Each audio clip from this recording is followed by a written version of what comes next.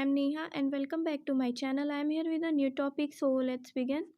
तो आज का हमारा टॉपिक जो है वो कॉफमैन असेसमेंट स्केल्स है। तो चलिए जानते हैं क्या है। कॉफमैन स्केल्स जो थी वो एलन एस कॉफमैन और नदीन एल कॉफमैन ने ही डेवलप किया था। तो जो फर्स्ट कॉफमैन स्केल थी वो थी Kauffman assessment battery for children, जो डेवलप की गई थी लेट 1970s और अर्ली 1980s में, और पब्लिश हुई थी ये 1983 में। ये जो स्केल थी ये जितने भी थ्योरी ऑफ इंटेलिजेंस थे या मेजर्स ऑफ इंटेलिजेंस थे उसके बीच का जो गैप था उसके लिए ये एक ब्रिज का काम कर रही थी। तो इन्होंने दो important test of the series दिया था। एक फर्स्ट था Kaufman assessment battery for children and second the Kaufman adolescence and adult intelligence test. सबसे पहले Kaufman assessment battery for children के बारे में जानते हैं। तो Kaufman assessment battery for children ये एज रेंज इन्होंने दी थी 3 to 18 ईयर्स के लिए। फर्स्ट उनका थ्योरेटिकल मॉडल्स जिस पे इनका स्केल्स या टेस्ट बेस था लोरिया न्यूरोसाइकोलॉजिकल मॉडल था। उसमें था कि पहले कुछ ब्रेन के प्रोसेसिंग पैटर्न्स को देखा जाता था, प्रिडिक्ट किया जाता था both for constructive task and high and low performance on this task. और सेकंड था कैटल हॉर्न कैरल। इसमें ये स्पेसिफिक कैटेगराइज था फॉर स्पेसिफिक कॉग्निटिव एबिलिटीज़ के लिए इनका मॉडल। और इसमें दो स्कोर इंडेक्स थे, एक तो मेंटल प्रोसेसिंग इंडेक्स था और एक फ्लूइड क्रिस्टलाइज्ड इंडेक्स था। और इनके जो सब टेस्ट थे उसमें 5 सब टेस्ट इन्होंने दिए थे, सिक्वेंशियल और simultaneous planning learning and knowledge. ये आप एग्ज़ाम में बेसिकली इस टेबल को बना देंगे तो बहुत ही अच्छे एग्ज़ाम्स आपको मिलेंगे। तो चलिए इनके अब टेस्ट सब टेस्ट जो इन्होंने दिए थे अब उसके बारे में जानते हैं कि क्या इसके अंडर में क्या क्या चीज़ें उन्होंने मेंशन की थी। तो चलिए जान लेते हैं कि ये जो इनका KABC सेकंड था, मतलब कि Kauffman assessment battery for children, जो सेकंड इसका रिवीजन हुआ था उसमें इन्होंने जो सब टेस्ट दिए थे उसमें क्या था। तो जो सिक्वेंशियल था वो फर्स्ट था, इसमें इन्होंने वर्ड ऑर्डर, नंबर और हैंड मूवमेंट दिया था। वर्ड ऑर्डर मीन्स कुछ बहुत सारे ऑब्जेक्ट दिखा दिए जाते थे बच्चों को और उसमें उन्हें जब पूछा जाता था कि कौन सी चीज़ क्या है, जैसे कलर्स नेमिंग, बहुत सारे कलर्स मेंशन कर दिए जाते थे वर्ड्स में और उनसे पूछा जाता था कि कौन सा कलर कौन सा है, तो वो बच्चे उसको हैंड से टच करके टैप करके बताते थे। तो वो वर्ड ऑर्डर्स में था। और नंबर रिकॉल वही सेम कि बच्चों को कुछ नंबर सीरीज़ दे दी जाती थी, उसको रिपीट करने के लिए बोला जाता था सीक्वेंस में। जो नंबर्स होते थे उसकी रेंजिंग लेंथ जो होती थी वो 2 to 9 की रेंज में होते थे बेसिकली, और उनको रिवीजन करने के लिए, रिपीट करने के लिए उन्हें बोला जाता था। और हैंड मूवमेंट्स में क्या था कि एग्जामिनर्स जो था वो सीक्वेंस में अपने हाथ को टेबल पे टैप करता था, पहले पाम से, फिर फिस्ट से और फिर साइड हैंड से। तो उसी तरीके से बच्चे उस हैंड मूवमेंट को देखकर उसको क्या करते थे, देखकर उसको करते थे, कॉपी करते थे। अब सेकंड इन्होंने दिया साइमल्टेनियस। साइमल्टेनियस में इन्होंने दिया rover, triangles, conceptual thinking, face recognization, gestalt closure and block counting. Rover में उनको एक चेक बोर्ड दे दिया जाता था, मीन्स कि बीच में ना एक डॉगी था जिसको रास्ता खोजते खोजते खोजते जाना होता था, मिड में उसके लिए बोन्स रखी जाती थी, तो उसको उसको पाना होता था। आपने बचपन में भी खेला होगा ये गेम। तो इस चेक बोर्ड पे उस डॉगी को ले ले जाकर राइट पाथ मीन्स सही रास्ता खोजते खोजते कितनी जल्दी उस चीज़ को कर सकते हैं, मूव कर सकते हैं, वो चीज़ें इसमें रोवर में देखी जाती थी। ट्रायंगल में क्या था कि बहुत सारे कलर के साइड्स ले लिए जाते थे, जैसे blue on one side, second yellow on the other side, ये दे दिए जाता था। और फिर उससे क्या किया जाता था उनको कलरफुल प्लास्टिक के उस शेप से कलरफुल डायग्राम को बनाने के लिए बोला जाता था, कंस्ट्रक्टेड बाय एग्जामिनर। तो ये था ट्रायंगल्स। और कॉन्सेप्चुअल थिंकिंग में क्या था? कॉन्सेप्चुअल थिंकिंग में था कि उनको 4 से 5 पिक्चर्स दिखाई जाती थी और हर उसमें से एक पिक्चर्स को आइडेंटिफाई करना होता था कि कौन सी ऐसी पिक्चर है जो उन 3 या 4 पिक्चर से क्या करते बिलोंग नहीं करती है। तो ये एक कॉन्सेप्चुअल थिंकिंग का आइडिया था उनके इस सब टेस्ट में। और फेस रिकॉग्नाइजेशन मीन्स कि चाइल्ड जो है वो क्लोजली फोटोग्राफ्स को देखता था, 1 और 2 फेसेस को, और फिर उसको वो करेक्ट फेस को बताता था, उनके डिफरेंट पोजेस को बताता था। मीन्स कि एक ग्रुप फोटोग्राफ दिखा दी गई थी बच्चों को, और फिर बाद में जब उनको रिकॉल करने के लिए बोला जाता था तो उसमें जो भी पर्सन था उनके जो गेस्चर थे और किस तरीके से वो खड़े हैं, उनके पोजेस क्या हैं डिफरेंट तरीके के, वो बताने होते थे फेस रिकॉग्नाइजेशन के साथ। गेस्टाल्ट क्लोजर, इसमें बच्चे को जो mentally fills in the gaps in the partially completed ink blot drawing and names. कुछ एक ऐसे पिक्चर्स दिखाई जाती थी जो रैंडमली इंक से या किसी ब्लैक कलर से उसमें पेंट किया रहता था।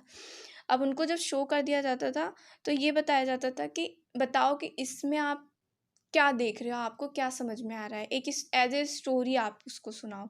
ये इंक ब्लॉट करके एक टेस्ट भी है जिसको हम हो सकता है आगे स्टडी करें। और नेक्स्ट है ब्लॉक काउंटिंग। इस काउंटिंग में वही कि ब्लॉक्स दे दिए जाते थे विथ पिक्चर्स, और उसको कुछ इधर उधर कर दिया जाता था, कुछ को छिपाया जाता था, फिर उनको आइडेंटिफाई करना होता था बच्चों को। पैटर्न, पैटर्न में क्या बताया इन्होंने कि pattern reasoning and story completion. Pattern reasoning में इन्होंने कुछ शेप्स दे दिए जाते थे, ज्योमेट्रिक शेप्स दे दिए जाते थे बच्चों को, उसको उन्हें पैटर्न में लगाना होता था। जैसे आपने देखा होगा कि क्यूब्स होते हैं, बच्चे एक वो कुछ आर्किटेक्चर सेट्स आते हैं, बच्चे उसको जोड़ जोड़ के कुछ कभी हट बनाते हैं, कभी हाउस बनाते हैं, कुछ ऐसे शेप्स अलग अलग तरीके बनाते हैं, तो वैसा कुछ था इनमें। और स्टोरी कंप्लीशन में था वही कि एक पिक्चर्स दिखा दी जाती थी और सम पिक्चर्स आर मिसिंग उसमें होता था, तो बच्चे उसको स्टोरी कंप्लीट करने के लिए बोला जाता था। जैसे स्कूल्स टाइम में आपने देखा होगा कि किया होगा स्कूल टाइम में कि 2 लाइन्स दे दी जाती थी और फिर उस स्टोरी को कंप्लीट करना होता था हमें एग्ज़ाम्स टाइम में। तो वैसा ही कुछ स्टोरी कंप्लीशन में इनका था। और सेकंड है नेक्स्ट है लर्निंग।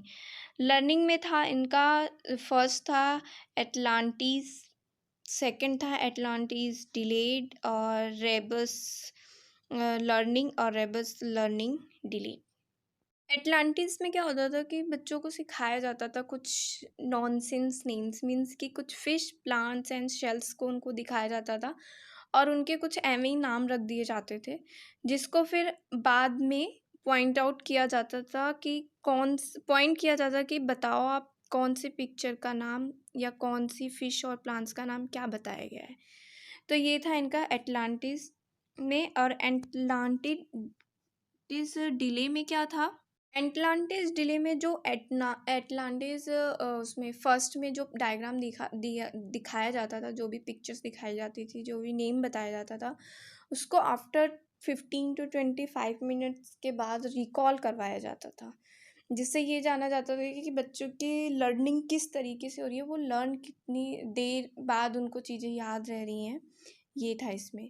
रिबस लर्निंग होती है, रिबस मीन्स होता है ड्राइंग। कुछ ड्राइंग उनको बना के दे दी जाती थी बच्चों को।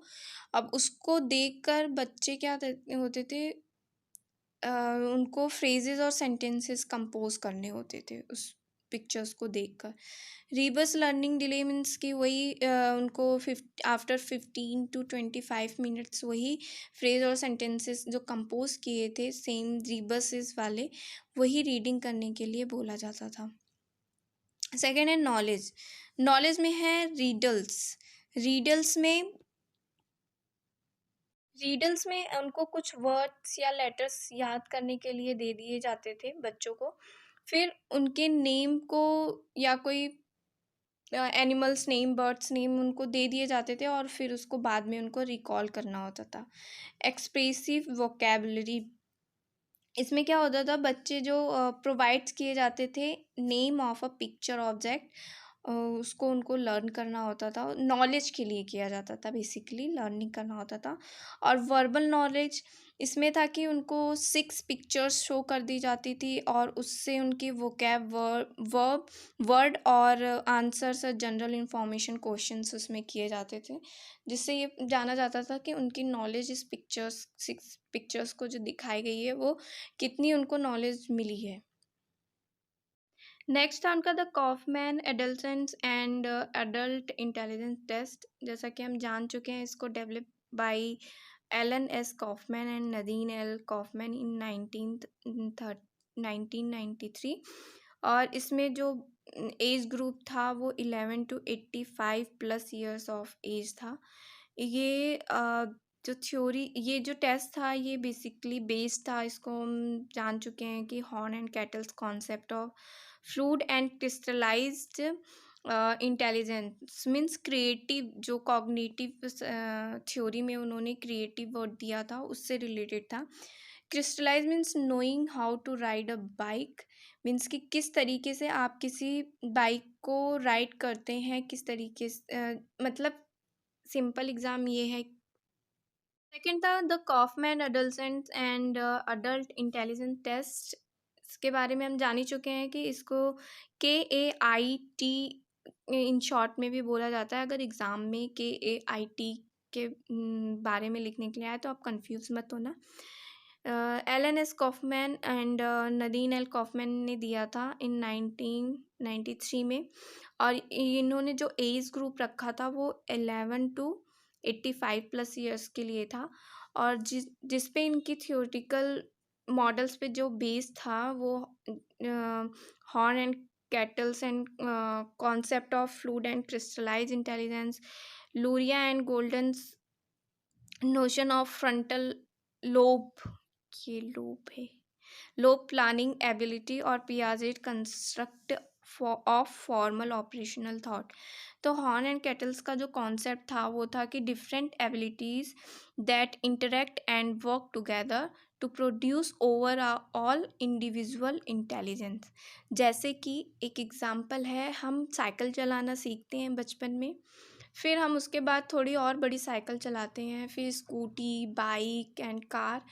जब साइकिल चलाना सीख जाता है बेसिकली बच्चा, तो फिर वो धीरे धीरे जैसे जैसे उसकी ग्रोथ होती रहती है वैसे वैसे वो और बड़ी बड़ी जो कार होती हैं, साइकिल होती हैं, उनको चलाना सीखता है। तो ये था एक इनका मॉडल था, कॉन्सेप्ट था। और लूरिया एंड गोल्डन्स नोशन जो था इनका, जो फ्रंट लोबल, जो न्यूरोसाइकोलॉजी से रिलेटेड था, इसमें यही था कि जो use to predict brain processing patterns both for constructive task and high and low performance on these tasks। ये था लोरिया का न्यूरोसाइकोलॉजिकल मॉडल। और पियाजे constructor of formal operational thoughts, ये इन्होंने दिया था 12 टू अडल्टहुड के लिए, जिसमें इन्होंने बताया, इन्होंने बोला था कि he can imagine many possibilities of solving problem. और सेकंड दिया था कि logical thinking to all problems और transfer to of understanding, means कि अगर कुछ सीख रहे हैं तो उसको दूसरी किसी भी सिचुएशन में किस तरीके से ट्रांसफ़र करना है, किस तरीके से यूज़ करना है, वो पियाजे ने दिया था। तो बेसिकली इनका जो कॉफमैन का ये टेस्ट था, ये स्केल थी, ये इन्हीं 3 मॉडल्स पे बेस्ड था। तो ये था कॉफमैन के स्केल्स। आई होप ये टॉपिक आपको क्लियर हो गया हो। तो घर पे रहिए, सुरक्षित रहिए, सीखते रहिए, मेरी वीडियोस को देखते रहिए। Thanks for watching.